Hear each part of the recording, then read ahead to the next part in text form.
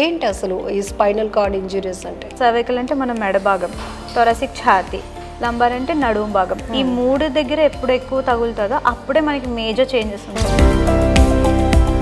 మన బ్యాక్ బోన్కి ఏ చిన్న ఇంజురీ అయినా మొత్తం హోల్ మన సపోర్ట్ సిస్టమ్ అనేది మొత్తం కొలాప్స్ అవుతుంది. ఎక్కడ అయిందన్న దాన్ని బట్టి ట్రీట్మెంట్ ప్రోటోకాల్ డిపెండ్ అయి ఉంటుంది. మన దగ్గర వచ్చేసరికి రోబోటిక్ గేట్ ట్రైనింగ్ ఉంటుంది. ఇక్కడ ఏంటంటే వాళ్ళకి ఒక ట్రీట్మెంట్ రన్ అవుతుంది అన్నట్టు కాకుండా మేము మా ఓన్ ఫ్యామిలీ లాగా వాళ్ళకి ఎన్విరాన్మెంట్ క్రియేట్ చేస్తాం.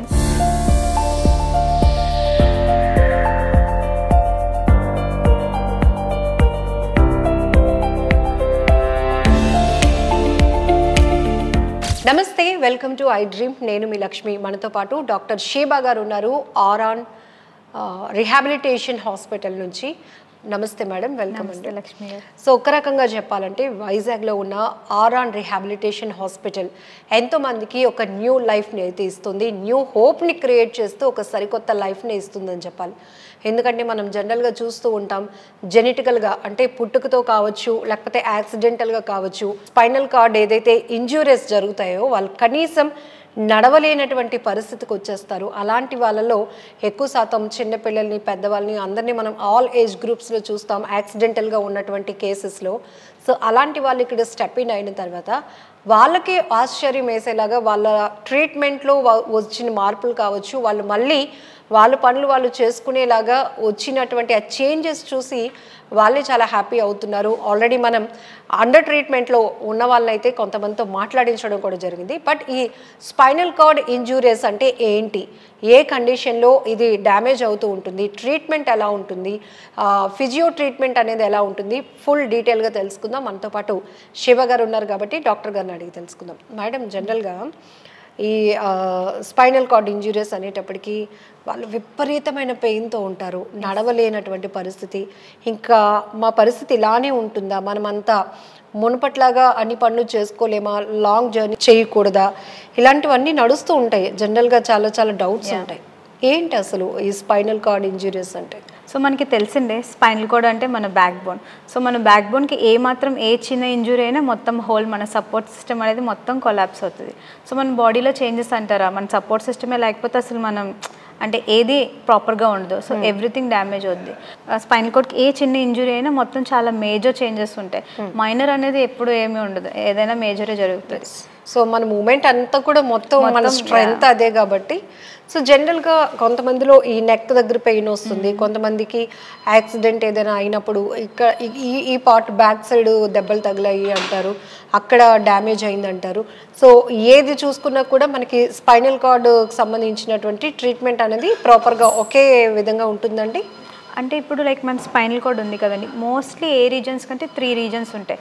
Cervical, thoracic, lumbar. సర్వైకల్ అంటే మన మెడ భాగం, థొరాసిక్ ఛాతీ, లంబార్ అంటే నడుము భాగం. ఈ మూడు దగ్గర ఎప్పుడు ఎక్కువ తగులుతుందో అప్పుడే మనకి మేజర్ చేంజెస్ ఉంటాయి. ఇప్పుడు పైన సర్వైకల్ రీజన్లో కానీ ఏదైనా ఇంజురీ, ఆ ఇంజురీ ఎలా అంటే లైక్ బై ఏదర్ యాక్సిడెంట్ వల్ల అవ్వచ్చు, లేదా పేషెంట్ తనంతట పడిపోవచ్చు, సెల్ఫ్ ఫాల్ అంటారు, ఆర్ జెనెటికల్గా చాలా రేర్ కండిషన్స్. అలా ఈ 3 పరిస్థితుల వల్ల మనకి ఇంజురీ అవుతుంది. సర్వైకల్ రీజన్లో అంటే మెడ భాగం దగ్గర ఎప్పుడైనా దెబ్బ తగిలితే మొత్తం మెడ నుంచి కింద మొత్తం హోల్ బాడీ ప్యారలైజ్ అయిపోద్ది అనమాట. అంటే మీరు ఊహించుకోవచ్చు, హోల్ బాడీ ప్యారలైజ్ అయిందంటే మనం ఏ వర్క్స్ అసలు ఇట్స్ ఇంపాసిబుల్. అండ్ ఇప్పుడు ఛాతీ భాగం అలా అయిందంటే ఏదో 2 కాళ్ళు అలా, లేదా ఛాతీ కింద నుంచి మొత్తం ప్యారలైజ్ అయిపోద్ది. అండ్ నడుము భాగం వచ్చేసరికి మొత్తం బోత్ లెగ్స్ ప్యారలైజ్ అయిపోతాయి. వాళ్ళకి ఏంటంటే వాళ్ళంతటి వాళ్ళు ఇంకా స్ట్రెంగ్త్ రాదు, ఏమైనా చేద్దాం అనుకున్నా అవ్వదు.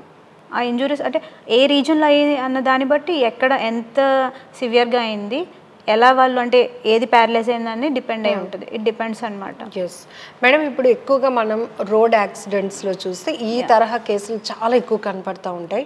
అలానే చెట్టు మీద ఎక్కి పడిపోతూ ఉండడం, బిల్డింగ్ పైకి ఎక్కి పడిపోతూ ఉండడం, ఇందులో చిన్నపిల్లలు ఎక్కువగా.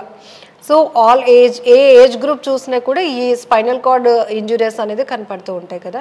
సో మనకి ఇక్కడ ఏ రకమైన ట్రీట్మెంట్ ఉంటుంది ప్రాపర్గా వాళ్ళకి? ఇప్పుడు నేను ఇందాక చెప్పాను కదా మీకు, ఏ రీజన్లో అయిందన్న దాన్ని బట్టి ఏది ఎఫెక్ట్ అయింది, దాని ఇంపాక్ట్ ఎలా ఉందని డిపెండ్ అవుతుంది. సో ఇప్పుడు సర్వైకల్ రీజన్లో అయిన వాళ్ళకి ఏంటంటే మొత్తం బాడీ ఇక్కడ మెడ కింద నుంచి మొత్తం ప్యారలైజ్ అయిపోద్ది. సో వాళ్ళకి ఏంటంటే స్ట్రెంత్ ట్రైనింగ్ ఇక్కడ నుంచి స్టార్ట్ చేయాలి, అంటే అప్పర్ బాడీ నుంచి కింద అంతా.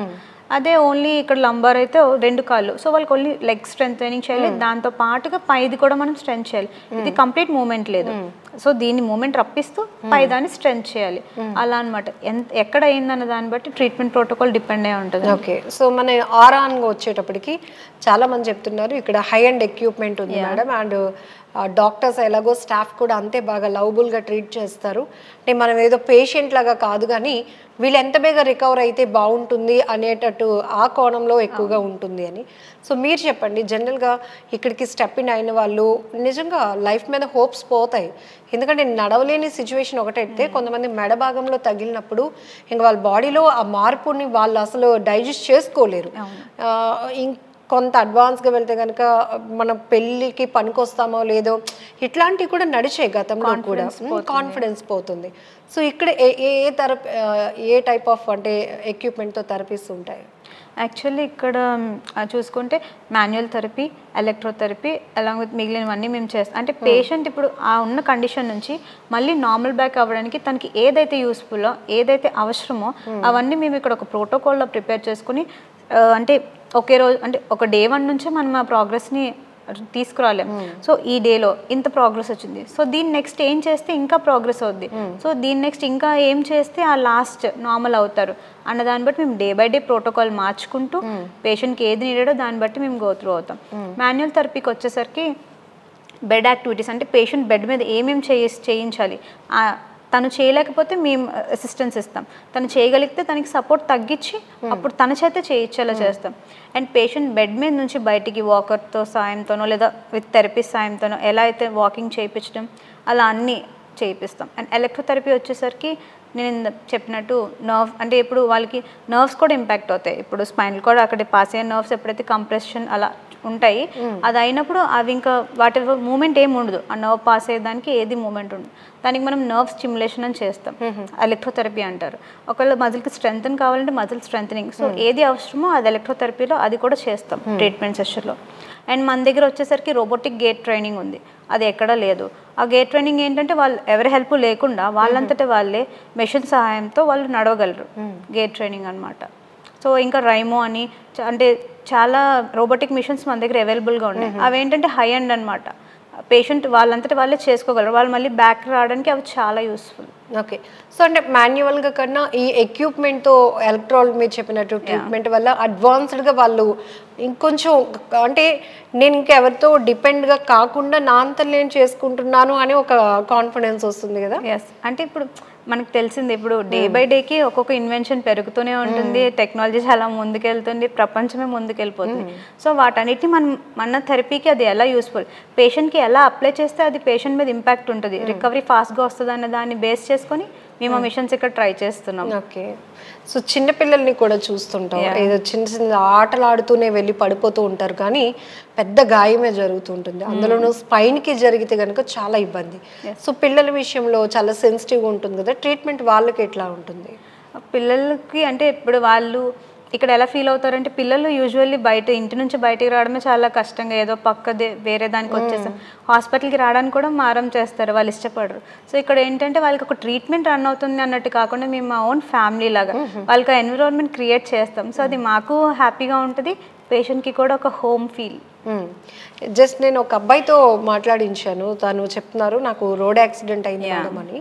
ఏంటి అబ్బాయి కండిషన్? తను చూసారు యంగ్స్టర్, 27 years ఓల్డ్.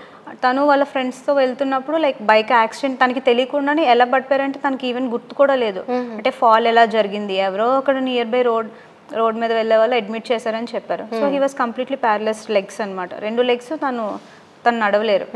సో తనకి ఇప్పుడు 27 years అంటే తన ఎర్నింగ్ ఏజ్, సో తనకు కంప్లీట్ కాన్ఫిడెన్సే పోద్ది. బట్ మీరు ఇందాక మాట్లాడినప్పుడు చూసారు తన కాన్ఫిడెన్స్, అంటే నార్మల్గా ఇంటరాక్ట్ అవ్వడం అందరితో, కానీ లో కాన్ఫిడెన్స్ నుంచి వచ్చారు, కానీ ఇప్పుడు ఓకే.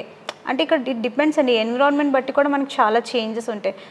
అంటే థెరపీ మనకి ఎలా అవుతుంది అన్న దాన్ని బట్టి వాళ్ళ కాన్ఫిడెన్స్ ఈజీగా బూస్ట్ అవుతుంది. ఓకే, నేను మళ్ళీ నడవగలను, నేను మళ్ళీ బ్యాక్కి రాగలను అని. సో డే బై డే వాళ్ళల్లో వచ్చే చేంజ్ వాళ్ళు ముందు గుర్తిస్తే కనుక వాళ్ళకి ఆటోమేటిక్గా ఎస్ మళ్ళీ నేను కంప్లీట్గా కాన్ఫిడెన్స్ వాళ్ళకి ఆటోమేటిక్గా వస్తుంది. ఎస్. హలో అండి, మీ పేరండి? గౌరీశంకర్ అంబటి మేడం. ఏమైంది అసలు, ఏంటి ప్రాబ్లం?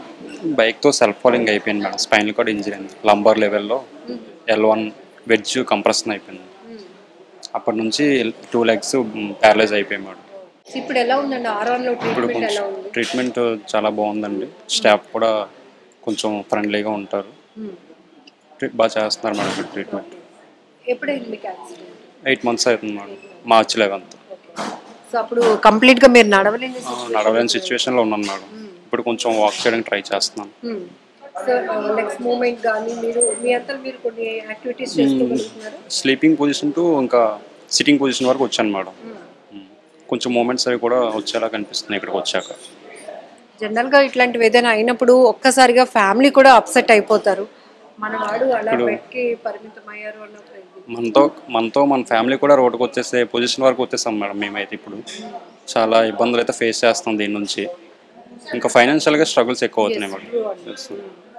సో మళ్ళీ మనల్ని మనం బాగు చేయించుకోవాలి అంటే ఫైనాన్షియల్ స్ట్రగుల్స్ చాలా ఎక్కువ అయిపోయాయి మేడం. ఇంక ఇది ఒకటే ఆప్షన్ ఉందని చెప్పారు డాక్టర్ కూడా. ఇంకా అవైలబిలిటీగా ఉందండి కాస్ట్ కానీ ఇక్కడ మీకు ట్రీట్మెంట్ కొంచెం పర్లేదు మేడం. అవైలబిలిటీ అంటే మేము మేనేజ్ చేసుకునే దాంట్లో ఉందండి. పేరండి? అయ్యప్ప. మీకు ఏం ప్రాబ్లం వచ్చింది? ప్రాబ్లం మేడ మంచి పడిపోయానండి.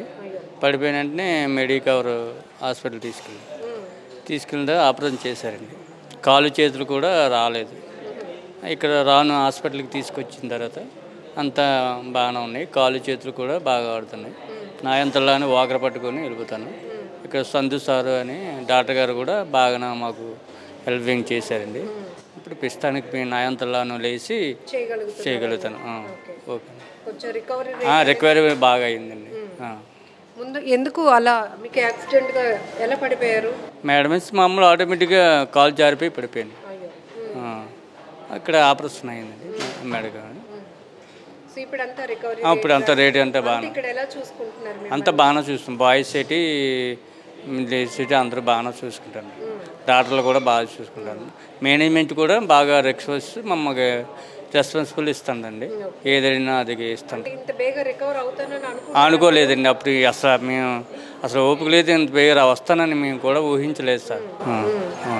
సో లెగ్స్కి మీకు ప్రాబ్లం వచ్చిందండి? చేతికి కూడా చేతులకు కూడా ఇప్పుడు ఫింగర్స్ అప్పుడు రాలేదండి. ఇప్పుడు బాగానే పర్లేదు, బాగానే వస్తుంది. గ్రిప్ అనేది వస్తుంది. సో ఇదండి ఆర్ఆన్ రిహాబిలిటేషన్ సెంటర్లో ఎలాంటి ట్రీట్మెంట్ ఉంటుంది. ఇక్కడ డాక్టర్స్ అండ్ స్టాఫ్ వాళ్ళని పేషెంట్స్ లాగా కాకుండా ఆ పదాన్ని కూడా ఇక్కడ పెద్దగా పరిచయం చేయనివ్వరు. ఎందుకు అంటే ఖచ్చితంగా వాళ్ళు నార్మల్ వాళ్ళే, కాకపోతే అనుకోకుండా జరిగిన ప్రమాదాల వల్ల ఇలాంటి సిచ్యువేషన్కి వచ్చినప్పుడు ఖచ్చితంగా మళ్ళీ వాళ్ళని రిపేర్ చేసి నార్మల్ పంపించే బాధ్యత మంది. కాబట్టి వాళ్ళకి అలాంటి ఎన్విరాన్మెంట్ లేకుండా చాలా ఫ్రెండ్లీ ఎన్విరాన్మెంట్లో ట్రీట్ చేసి వాళ్ళ ఒక హోప్ క్రియేట్ చేస్తాం. ఒక రకంగా చెప్పాలంటే అలాంటి పరిస్థితిలో ఉన్నవాళ్ళు ఇట్లా స్పైనల్ కార్డ్ ఇంజురీస్ కావచ్చు, GBS, అది మరీ చాలా డేంజరస్. ఎందుకంటే ఎప్పుడు ఎలా అటాక్ చేస్తుందో తెలియదు. ఒక బ్యాక్టీరియా, ఒక వైరస్ వల్ల మనిషి జీవితం అతలాకుతలం అయిపోవడం అంటే అది కూడా ఒక పెద్ద కాజ్. సో ఈ కేసుని మాత్రం ఇక్కడ 100% అష్యూరెన్స్తో ట్రీట్ చేస్తూనే ఒక మంచి హోప్ క్రియేట్ చేసి ఒక కొత్త లైఫ్ని వాళ్ళకి ఇచ్చి పంపిస్తోంది ఆర్ఆన్. సో వైజాగ్ కలెక్టరేట్ ఆపోజిట్లో ఉన్నటువంటి ఆర్ఆన్ రిహాబిలిటేషన్ హాస్పిటల్ని మీరు కూడా అప్రోచ్ అవ్వచ్చు. స్క్రీన్ పైన కనిపిస్తున్న కాంటాక్ట్ నెంబర్కి కాల్ చేసి అపాయింట్మెంట్ తీసుకోవచ్చు. Thank you. నమస్తే. నమస్తే. And for more videos, please subscribe to iDream. Please subscribe to iDream. Please subscribe iDream. And please subscribe to iDream. For more videos, subscribe to iDream. please like, share and subscribe to the channel. Congratulations, iDream. Subscribe to iDream. Subscribe to iDream. So subscribe to iDream Media. iDream ki iDream team andarki huge congratulations. Please subscribe iDream Media. Please subscribe to iDream. Subscribe iDream. Please subscribe to iDream. iDream అంటే నా కళల channel subscribe చేసుకున్నారు. నోరు తిరుగుతలేదు, మీరైతే గంట గుర్తు కొట్టండి. For more such videos, please subscribe to iDream. Subscribe to iDream. Please subscribe to iDream. Please subscribe iDream Media. Please do subscribe to iDream. Please subscribe to iDream Media. For best entertainment and information, please subscribe iDream. And don't forget to subscribe to iDream.